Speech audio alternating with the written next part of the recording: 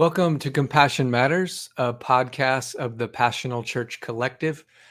We focus on nurturing compassion-centered, trauma-informed leaders in communities. What is compassion? Why does it matter? Compassion is a concept that's not easy to define, but you know it when you see it, and you know it when you don't. In this podcast, when we say compassion, we mean a sensitivity to suffering in self and others, with a commitment to alleviate and prevent it. I'm Michael Adam Beck. I'm a pastor, professor, author, coach, consultant who's passionate about the intersection of theology and sociology. I believe in the power of compassionate communities. Join us as we explore this through research and conversations with experts and practitioners. In the first couple episodes, I was attempting to lay a theological foundation for a spirituality of compassion.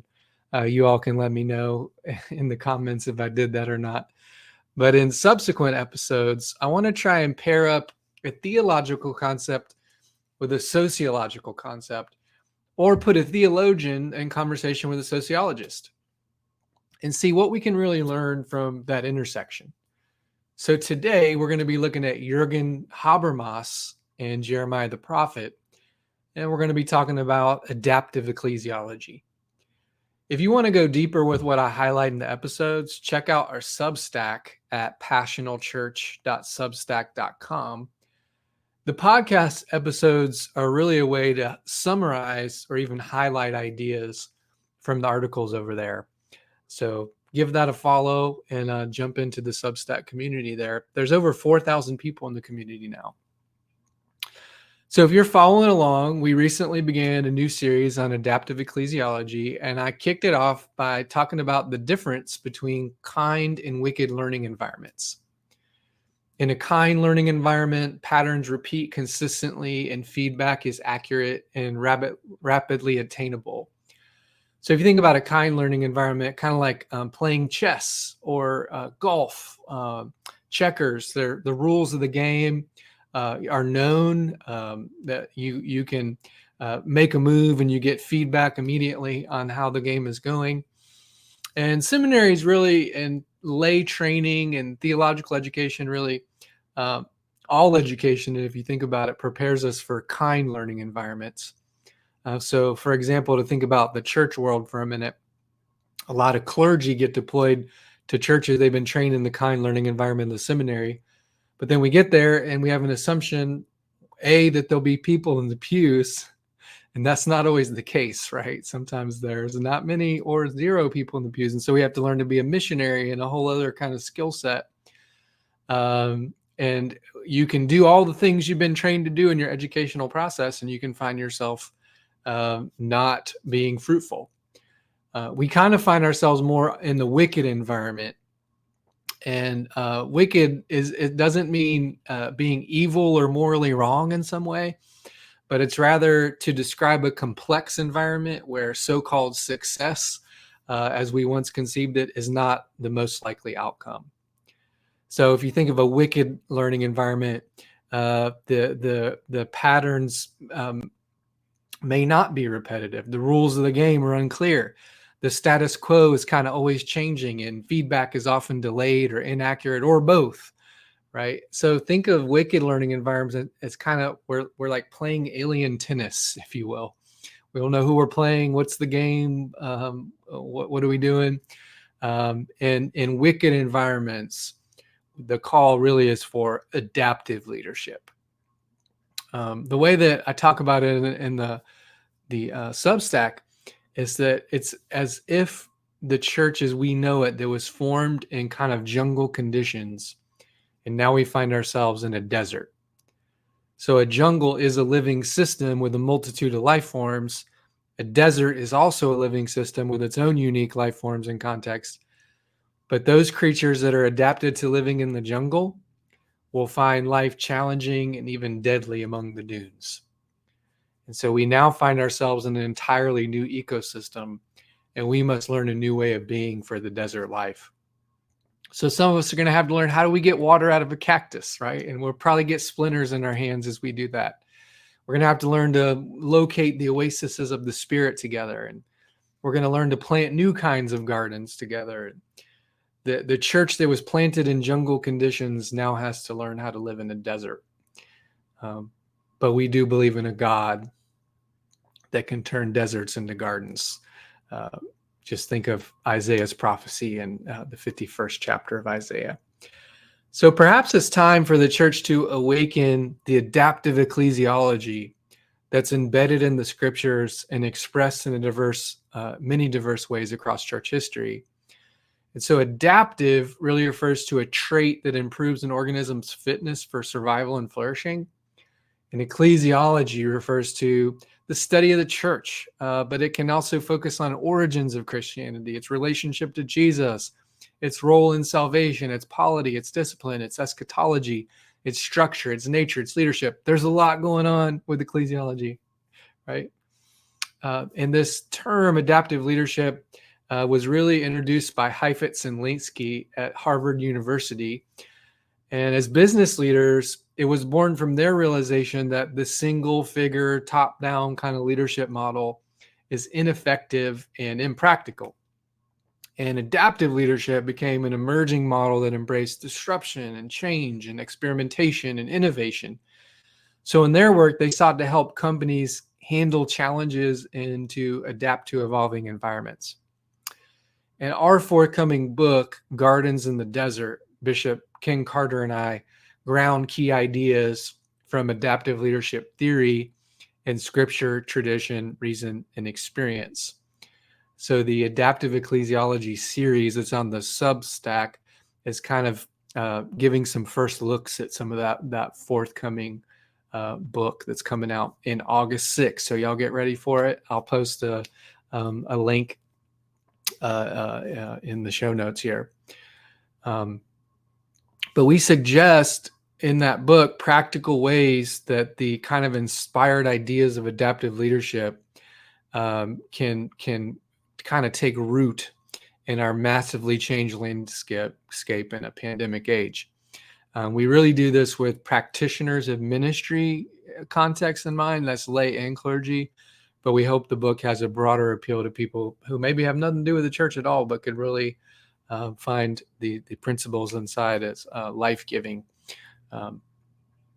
So adaptive ecclesiology is an approach that really emphasizes flexibility, contextual responsiveness, the ability to adapt to changing cultural and social contexts, kind of as the name precludes, right?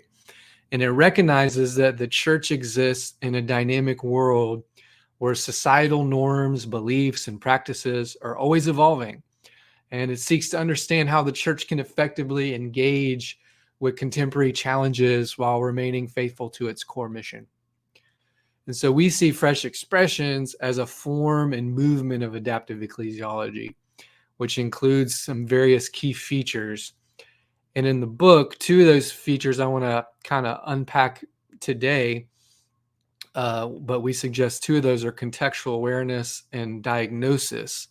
And those are really key competencies within adaptive ecclesiology. So the adaptive approach helps us kind of recognize that the church is not a monolithic entity, but a living, breathing organism embedded within specific cultural, social, and geographical contexts. So as we think about contextual awareness and diagnosis, I find a helpful concept here from Jürgen Habermas, who was a German social theorist and philosopher. But Habermas expanded upon the concept of life world that was first conceived by Edmund Husserl, who's the founder of phenomenology. And before I dive into that, a little background about Habermas. Yes, not a pure sociologist, I understand that, but he was a giant in the world of philosophy and social theory. And Habermas was born on June 18, 1929 in Dusseldorf, Germany. That is not Dumbledore, that's Dusseldorf. And Habermas emerged as the most influential German philosopher of the second half of the 20th century. So he's closely associated with the Frankfurt School. That's a group of critical theorists who are exploring social and cultural issues from a Marxist perspective. And the Frankfurt School sought to kind of understand the complexities of modern society and its challenges. So Habermas belonged to the second generation of that school, and he followed after luminaries like Max Horkheimer, Theodor Adorno, and Herbert Marcuse. And most people know Habermas for his original conception of the public sphere. You may have heard that term. He explored how public communication and discourse shapes society.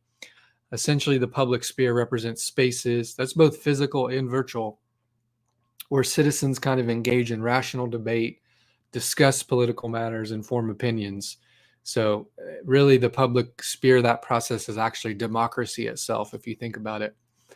But it's a crucial arena for democratic participation.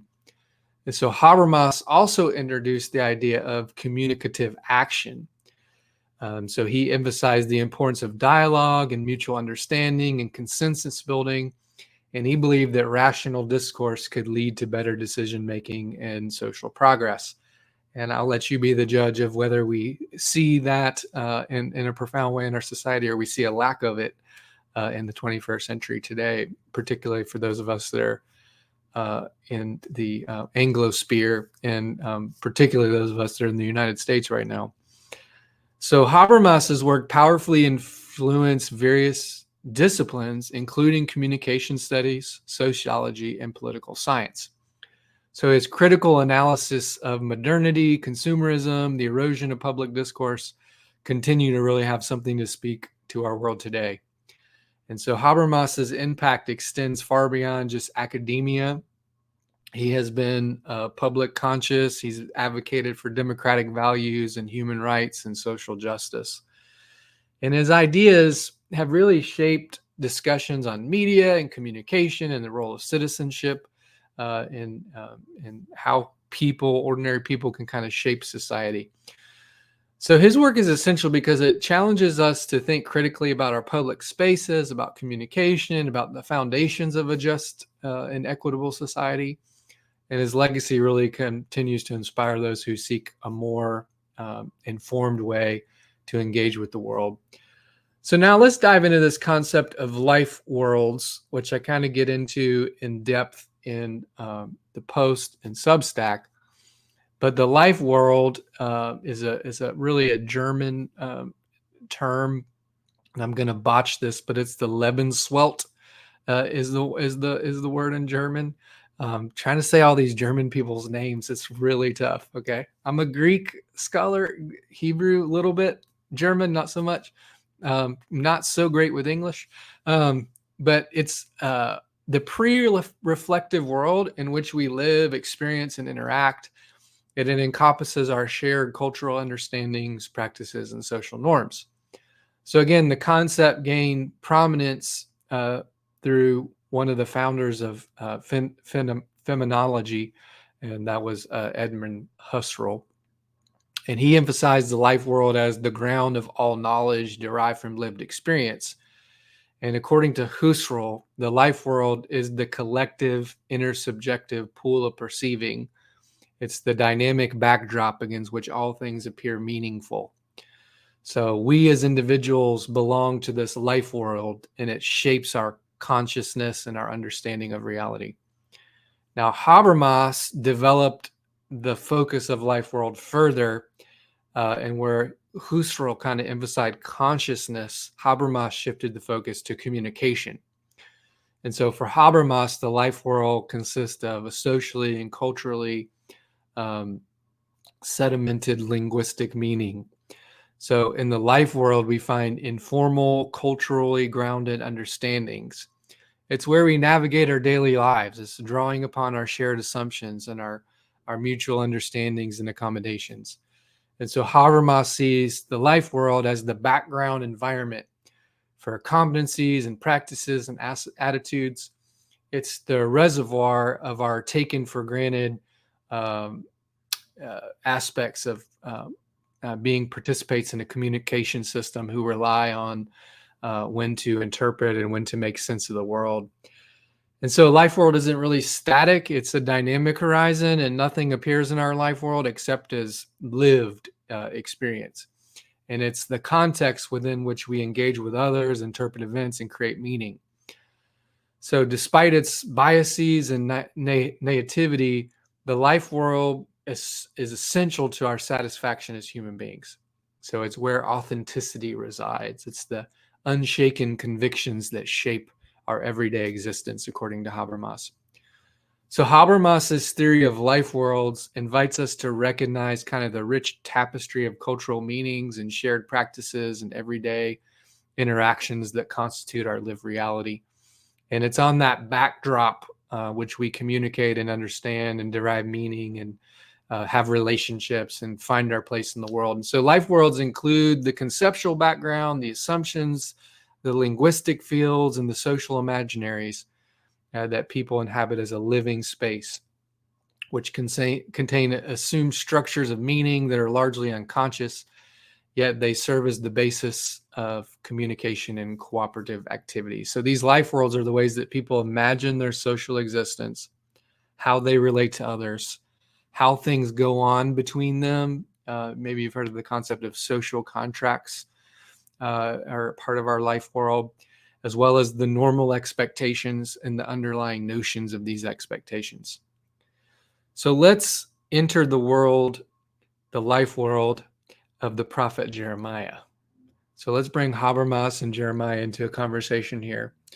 And Jeremiah is often referred to as the weeping prophet. We gave him that title. And it's not just because he cries a lot and because he got beat up and thrown in cisterns and all those things. But he did live during a very tumultuous period in ancient Israel. He was an Israelite priest and he was a prophet who ministered in Jerusalem during the final decades of the southern kingdom of Judah. I kind of think of the prophets as kind of the early primitive sociologists because they're trying to make sense of society in the world and do diagnosis and be contextually aware of what's happening. But his prophetic calling came around 626 BCE during the reign of King Josiah. And Jeremiah's mission was to warn the people of Israel about the severe consequences of their disobedience to God's covenant. And so idolatry and injustice were rampant, particularly care of the poor and exploitation of the poor and the marginalized. And so Jeremiah kind of tirelessly called for repentance from all of that. And Jeremiah earned the nickname the Weeping Prophet because of his deep emotional investment in his prophetic message. So he was emotive and he was connected and he was what today I would say he was a compassionate prophet. He wept over the impending destruction of Jerusalem, the suffering of his people. And despite facing rejection and persecution and ridicule, Jeremiah faithfully delivered God's warnings. And so his tears, and I like to think of tears as liquid prayers, when we can't articulate, when we have these emotions that are so strong and powerful that we can't really articulate them with words, God gives us this kind of release valve that we can pray from our eyes. And that comes from this deep place and stirred in the guts with love and empathy that, tears are liquid prayers. And so despite the destruction of Jerusalem, the suffering of his people, their rejection, their persecution, Jeremiah's tears really symbolized his compassion for the people and the gravity of their situation. So Jeremiah witnessed the fall of Jerusalem to the Babylonian Empire in 586, and the city's walls were breached, the temple was destroyed, the people are led away in captivity. And amid that devastation, Jeremiah's words also carried hope. So many people, when they think about Jeremiah, they use the life verse, Jeremiah 29:11. I'm not against life verses, but I'm against taking verses out of scripture, out of context. And I think the church has a really bad case of versitis. The Bible was not written in verses, and we added those later, right? And so to take a life verse and say, this is my life verse. I've never heard anybody take like Psalm, bash their babies against the rocks like they bashed ours. That's my life verse, right? Or stone your disobedient children is nobody's life verse that I know. But I don't think it's wrong to have a scriptural focus that we kind of ground ourselves in, but it's even more powerful when we understand it in the context of the message. And so Jeremiah 29:11, which you may have heard, for I know the plans I have for you, declares the Lord, plans to bless you and for your welfare and not for evil, but to give you a future and hope. When you understand that verse in the context of Jeremiah's situation, which is a context of oppression and being a disinherited people, then it's even more powerful. But it's not, Jeremiah 29:11 is my life verse. So I got that parking space at the front of the supermarket, right?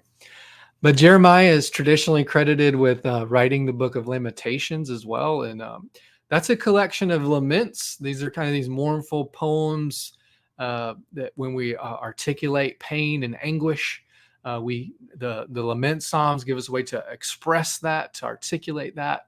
So we don't keep those kind of powerful feelings and emotions trapped inside. We can release those.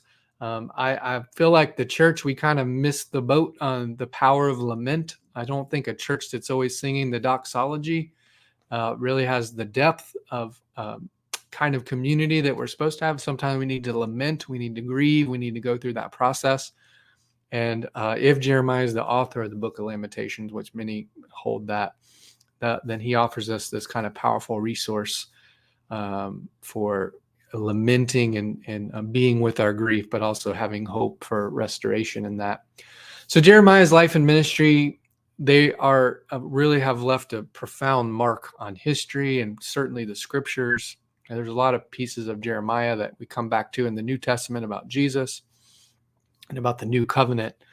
But his unwavering commitment to truth and compassion for a wayward nation is a good message for the church today. And his prophetic voice really challenged the status quo.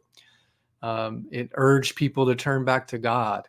And so that message of calling us to repentance and calling us back to God is a timeless message that transcends really all kind of social situations and reminds us of the importance of faithfulness and compassion and to hold on to hope even when we're experiencing travail. And so Jeremiah was more than a prophet. He was a compassionate advocate for people on the brink of catastrophe. And his tearful prayers, his tear-laden words remind us to consider our own path in the world and to hold on to hope in the midst of challenging times. So the Babylonian captivity is this period of Jewish history which a large number of Judeans were forcibly relocated to Babylon by the Neo-Babylonian Empire. So that occurred 598 to 538 BCE approximately. And that is Jeremiah's life world, okay, to use Habermas's term. And Jeremiah speaking from that kind of social milieu, and his wisdom echoes down the halls of history to us now. So while many prophets in Jeremiah's day, they're doing the soothsaying thing, they're assuring the people it's going to all be over soon, Jeremiah's message is very counterintuitive and very different.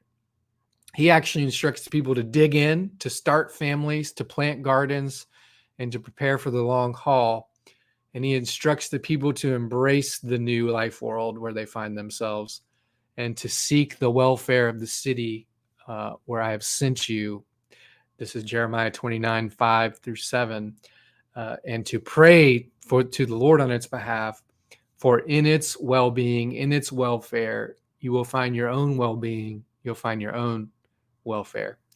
So Jeremiah, prophet and early pioneering sociologist, is offering us a social diagnosis, which helps the people recognize the interplay between larger social structures and individual or community illness manifestations. So from within this diagnosis, he encourages a people in exile to seek the well-being and flourishing of their new neighbors, to be a people who embody the compassion, the rachum of Yahweh. And we could translate the heart of Jeremiah's instructions and how they might inform our situation today in the following way. So I offered these in the Substack post, but just kind of pulling out Jeremiah's wisdom and then kind of what we would apply it today. And I did in the post get a little bit deeper with just carelessly kind of calling ourselves a people in exile.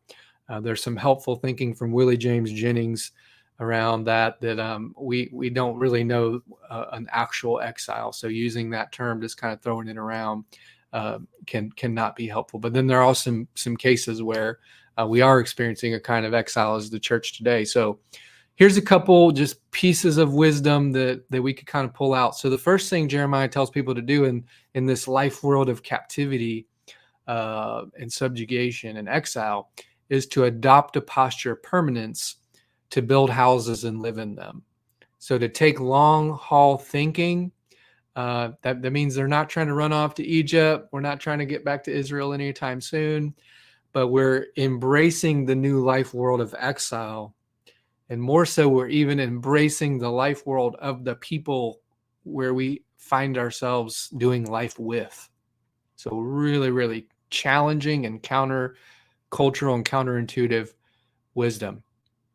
So for us, this is about learning new ways to do life with the people in their neighborhoods and in their networks where we dwell.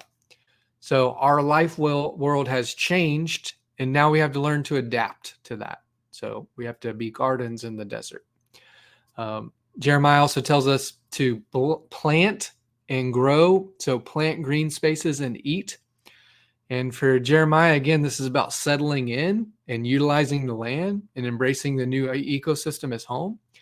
But it's also about experimenting in these gardens, right? And planting new kinds of gardens in the new soils that we don't really know how to plant here or what kind of environment where we find ourselves. So be experimental, short range kind of experimental thinking. And for us, that cultivating green space is about finding ways to form incarnational community with the natives of this culture, right? Where we find ourselves. And so to see mission as these kind of ever widening circles of all-inclusive love. So this more takes on a short-term experimental approach to life. Let's plant new things, let's share our recipes, and let's eat our own cooking kind of way. And establishing families among the people. So essentially, many people in the Babylonian captivity would never return home. They would never see their return to Jerusalem.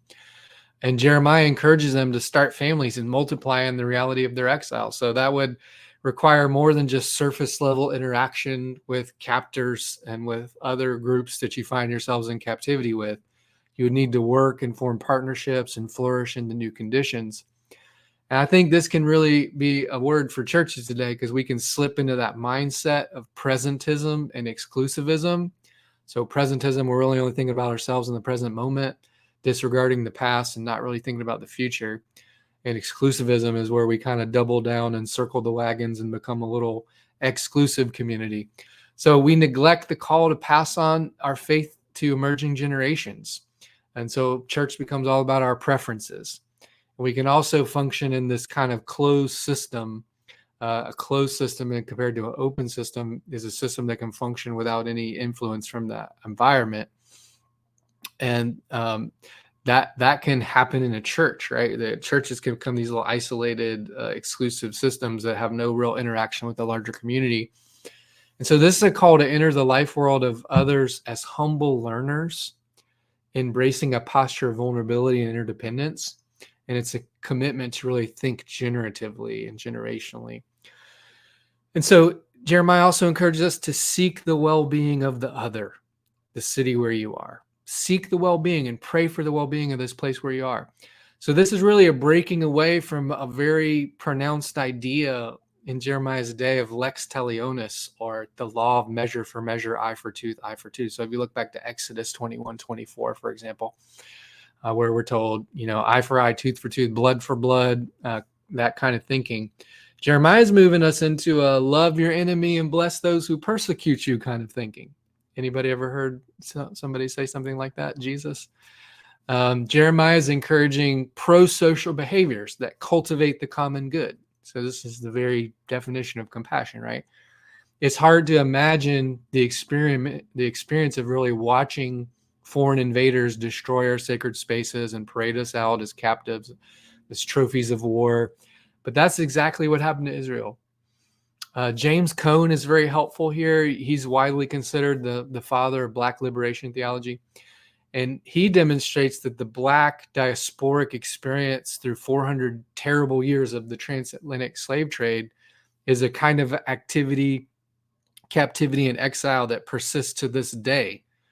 So for Cone, that exile is still happening right now. So for an exile of biblical proportions, inhabitants in the United States don't need to look any further than kind of our blood-soaked backyards.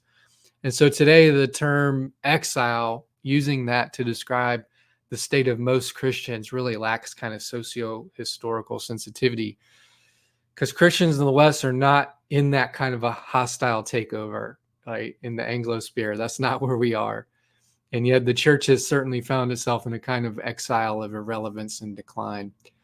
So George Lings, he suggests that the analogy of exile is helpful for the Western church because in one sense, we moved from a culture where being a Christian was either accepted or tolerated to a culture that's now largely indifferent, mostly, and even a little bit hostile in some places. But some of this is the result of the church's self-inflicted wounds, right? And the harm that we've done to each other. And so we find ourselves in this new space where we got to move beyond this attractional Christendom mentality, imagining that we're the hosts and, if you build it, they will come and come to us kind of thinking. We have built it and they have not come. Hello? Can I get an amen? But we must genuinely find ways to inhabit our communities and seek the well-being of the entire ecosystem where we are, not just our church habitat. And we must ask questions like, who is my other and how can I be with them, right? I love how Margaret Wheatley says, when we seek to be we seek the well-being of people, that we can create little islands of sanity and islands of healing and kind of a sea of trauma. So the other thing that Jeremiah says is disregard the dominant nostalgia. It is deception. Jeremiah's greatest opponents came from within his own religious and political system. So he had to oppose the priests of his day and the institutional big guns who were given this kind of sugar-coated prosperity narrative about the way that things were.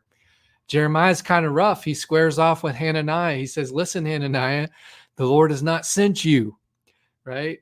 And you're asking people to trust in a lie. That's Jeremiah 28, 13 through 15. But the religious leaders were essentially saying, everything's going to be fine. We're going to all go back. It'll all be back to normal soon. We're going home. And Jeremiah's kind of bold counter narrative was, no, this is home now. We're going to be here for the long haul. And so as he listens to God's voice, Jeremiah's courage leads him to an alternative diagnosis. Not every diagnosis of the context in the community is correct, right? And modern day prophets in the school of Jeremiah help us to name our affinity for nostalgia, which is about, if we just keep going and doing things the way we've always done them, it'll all turn around, Surely the people will come back and return and pack butts and pews, and it'll all just, let's keep doing what we've always done. And that's just really a profound example of work avoidance in an adaptive kind of scenario. The people who are in exile found themselves in an adaptive challenge, and so they became an adaptive community. They found themselves in a new life world, to go back to Habermas, and they learned to embrace that life world, to understand it, and to live a life of faith within that. So if you want to dive deeper, follow the link to the Substack. There's a whole series going on there, and definitely get deeper into these ideas. And order a copy, please pre-order a copy of Gardens in the Desert. It's coming out August 6th. And I want to thank you for listening to Compassion Matters. If you enjoyed the episode and it added a little bit more compassion to your life, please share it with a friend. To connect with us or learn more about the Passional Church movement, check out passiodei.com, and you can find us on Instagram and Facebook and Twitter or X. And Compassion Matterized. Let's make it matter. See you next time.